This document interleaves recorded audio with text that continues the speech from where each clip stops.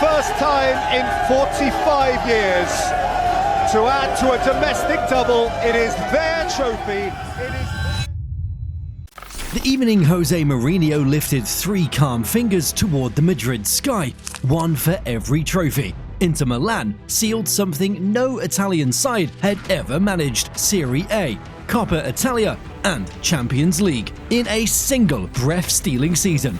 The roster looked at first glance like a patchwork of 30-somethings and transfer market orphans. In practice, it became a steel-framed machine that gagged Barcelona's tiki-taka, outsmarted Bayern, and wrote triplete into Nerazzurri folklore. How did it happen?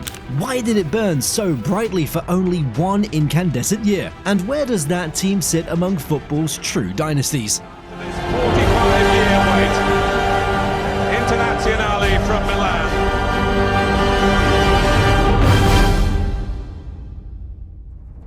August 2009 opened with anxiety and promise at San Siro.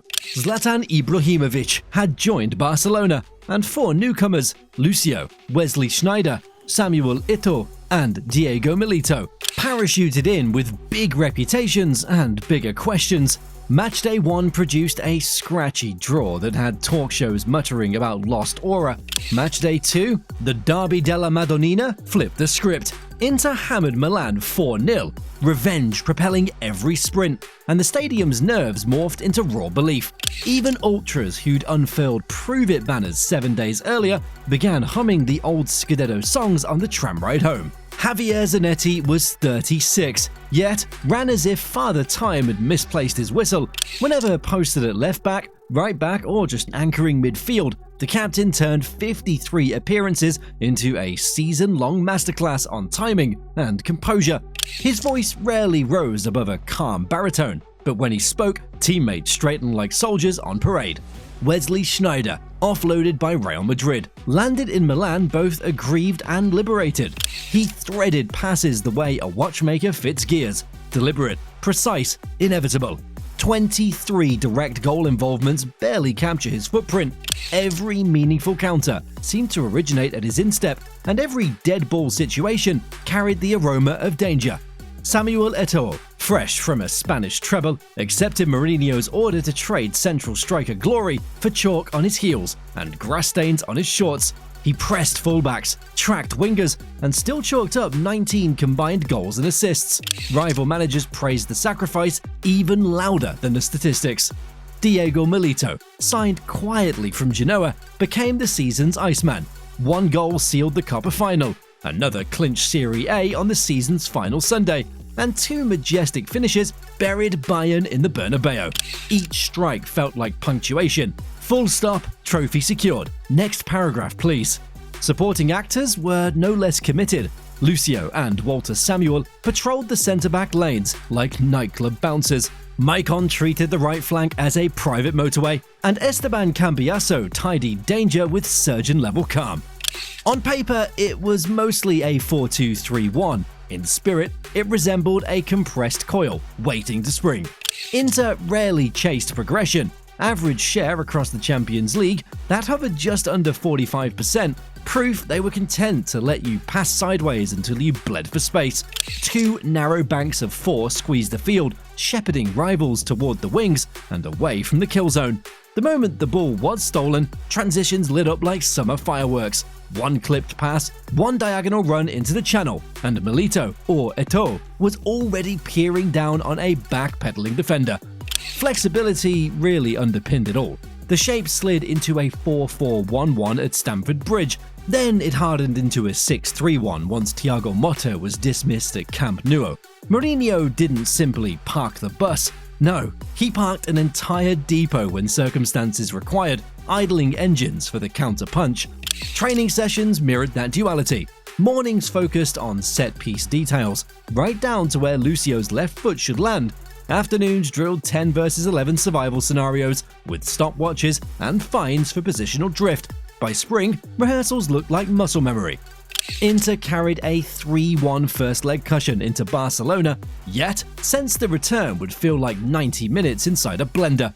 On 28 minutes, Motta saw red, and 10 men faced an hour of Catalan siege. Zanetti later said every blocked cross felt like earning another medal. The entire side compressed into a moving rectangle. Lines never more than 8 meters apart. Eto'o, once among Europe's most feared number 9s, chased Dani Alves to the corner flag like a desperate fullback, while Sneijder became an extra screen in front of the back four. When the whistle confirmed a narrow defeat that still meant aggregate victory, Mourinho strode across the turf, finger to lips, quelling 98,000. Defensive art, unpretty to purists, unforgettable to everyone else. In Madrid's final, Bayern pushed their fullbacks high, so Mourinho instructed Sneijder to feed the space behind them before the Germans could reset. Milito's opener began with a 45-yard clearance, turned velvet layoff, turned jet-powered sprint, turned calm finish past Hans-Jörg Butt. 25 minutes from time, the Argentine twisted Van Burton into a knot, feinted once more for style, then slid the ball home to make it 2. Inter owned only 32% of possession, yet they generated the sharper chances. They weren't there to collect passes, but to collect silver. Post-match metrics underline the ruthlessness. 3 shots on target, 2 goals, 0 wasted movements. Mourinho called it maximum return on minimal risk, grinning as he hoisted his second Champions League in 6 years. Some critics labelled the style reactive, but statistics don't blush. Inter scored 75 league goals, conceded the fewest, and rattled home 20 more in Champions League knockouts. Lucio led the competition in headed clearances. Sneijder's key pass tally eclipsed Xavi's that year, and Milito, he averaged a goal every 112 minutes across all fronts. The data doesn't worship aesthetics, it simply crowns efficiency. Even the domestic grind underscores versatility. Against mid-table Italian sides, Inter often pressed higher, averaging nearly 60% possession at home. Against elite European attacks, they pivoted to rope-a-dope without an ounce of ego. Mourinho nurtured a siege mentality by design. Training ground fences were wrapped in black fabric, media sessions dripped with lines like no one respects Italian football anymore. Players lapped it up. Zanetti played his 700th club match under that fire. Maicon sacrificed a tooth at Camp Nou, and Eto'o covered 11 kilometers on the wing that same night. When teammates literally bleed for a shared cause, doubt rarely survives the dressing room. Mourinho's psychological tricks, well, they went even deeper. He assigned newcomer Thiago Motta to sit beside veteran Cambiasso at meals, experience paired with fresh hunger. He forbade mobile phone use during tactical briefings, fining even senior pros to prove equality. Those micro standards, they fused egos into a simple, stubborn spine. The 2009 summer window looked risky through a neutral lens. Lucio viewed as past his peak, Sneijder deemed surplus in Madrid's Galactico 2.0 chase, Eto'o exchanged for Zlatan, plus cash, and Milito, a late bloomer without global brand power. Mourinho craved veterans with unfinished business, men who treat every tackle as a retort to critics. Ownership backed the vision, and those chips on shoulders turned into badges of honor each matchday. Even dressing room hierarchy benefited. Zanetti's captaincy stayed sacred, but no newcomer strutted above club culture. Mourinho held one rule above all: name on the back never outranks badge on the chest. Guardiola's Barcelona performed symphonies. Mourinho's Inter carved granite reliefs. Barca averaged nearly 800 passes per Champions League game. Inter attempted half that, yet finished atop the podium. One brand seduced purists, the other reminded football that ugly wins are still wins. If beauty lies in the eye of the beholder, the scoreboard remains the only universal art critic. Inter's 5th straight Scudetto wasn't handed to them. They secured it with a last weekend victory in Siena. Milito again the match winner. The Coppa Italia final echoed that script. Tight match, solitary Milito goal, trophy lifted. Europe, however, provided the real validation.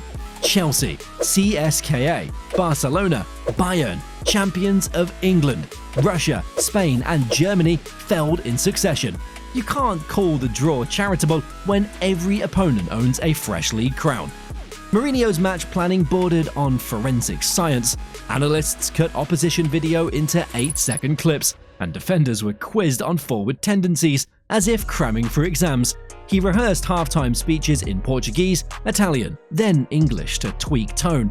Players said they entered matches feeling like they'd watched the movie twice already. Polish extended off the pitch. A club staffer remembers Mourinho phoning Sneijder at 2 a.m. after a league win. "Sleep with the medal tonight, but train like you've earned nothing tomorrow." Those odd-hour nudges kept complacency out of the corridors.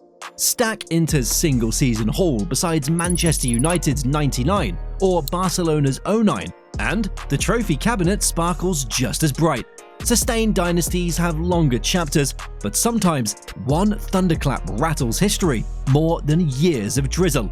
Inter's thunder still reverberates. They were the last Italian side to hoist big ears, only one with a treble, and an eternal reminder that disciplined brilliance can silence even the loudest rivals. Among statisticians, that 45% possession sits next to the trophies as a badge of audacity. You were free to keep the ball, but you'd pay toll charges every time you tried entering zones that mattered. Technical analysis still revisits Milito's diagonal runs as tutorials for strikers without blistering pace. Timing beats speed when the blueprint is flawless. Say triplete around any Nerazzurri supporter and watch posture change. The word summons Milito's sliding finish, Sneijder's outside of the boot passes, Zanetti's tear-blurred grin on the Bernabeu podium. Inter 2009-10 wasn't merely good, it was immortal. Proof that organized doubt, collective steel, and one drag back into the channel can humble football royalty. Beauty wears many outfits, some silk, some Kevlar, and this squad showed you can own the runway either way. Mourinho's men delivered a masterclass that still glints more than a decade later, reminding every new super team that sometimes less of the ball means more in the bank.